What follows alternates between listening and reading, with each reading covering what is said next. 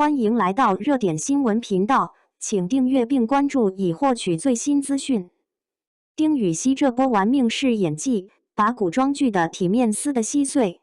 热搜上那个词条，我盯着看了半天，愣是没敢点进去。等真点开，好家伙，差点把早饭呕出来。男主把手指头直接捅女主嗓子眼，女主翻着白眼干呕，嘴角还挂着咸水。就这画面，放以前谁敢想是古偶剧里的？偏偏评论区一片叫好，点赞最高的那条写着：“终于有人把观众当人看了。”说实话，我第一反应是，这年头夸人都这么卷了吗？后来追完那几集，才咂摸出味儿来。大家不是疯了，是憋太久了。你想想咱们以前看的古装剧，女主中毒，那叫一个美。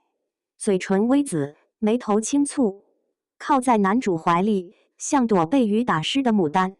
男主呢，不管多急，发丝必须一丝不苟，眼神必须深邃含情，就个人跟拍 MV 似的，恨不得背景音乐都换成假如爱有天意。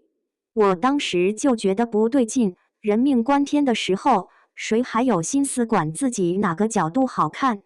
但没人说。说了就是你不懂审美，不懂浪漫。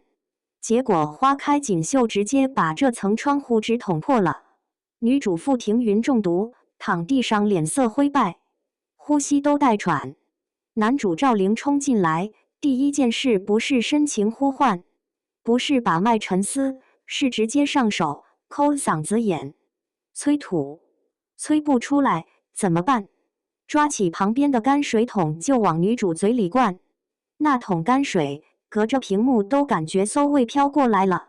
女主是真吃啊，边吃边吐，眼泪鼻涕糊一脸，头发乱得跟鸡窝似的。男主的指节因为用力都泛白了，脸上的肌肉都在抖，嘴里一遍遍喊着吐出来，嗓子都劈了。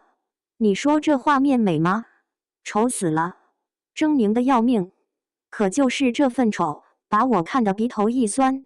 这才是人遇到急事该有的样子，体面、优雅，那是给外人看的。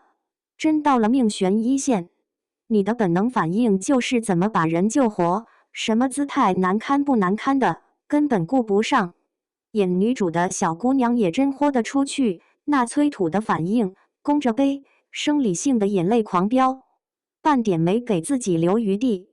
有场戏她吃泔水。我看着他咽下去又呕出来，自己胃里也跟着翻江倒海。后来看花絮，俩人对戏前还在那开玩笑。丁禹兮举着手说：“你放心，我洗干净了的。”邓恩熙笑着回：“没事，我也洗干净嘴了。”就这两句话，看着挺逗，但背后那点较真劲儿，让人服气。这世上就怕认真俩字。回头看看那些被骂惨的所谓大制作，钱花了几个亿，景搭得跟仙境似的，演员美得跟假人似的，可一遇到事就露怯了。男主救人，镜头先给他侧脸来个特写，再拉远景看他衣袂飘飘。女主生病，演的是带妆的，唇红齿白，只是多了几分娇弱。他们不是在演戏，是在完成一个好看的 KPI。 至于剧情逻辑、人物行为动机，那都是后话。观众稍微质疑两句，就说你不懂艺术，是黑子。可艺术是让人信的，不是让人看的。丁禹兮这场戏好在哪？好在他演出了急，那种顾不上一切的急，那种哪怕把对方弄疼了也得先把命抢回来的急。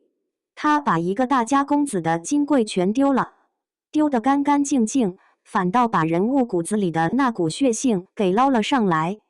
这哪是在演救人，这是在告诉所有同行，别装了，观众早就看腻你那套了。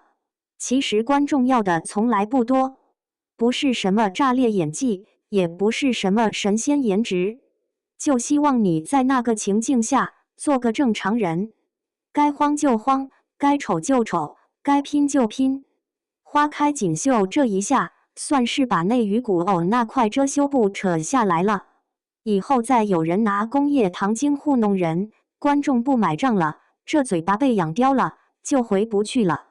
挺好，真希望再多点这种抠嗓子眼的戏，把那些飘在天上的假人一个个拽回得上来，踏踏实实演个人，比什么都强。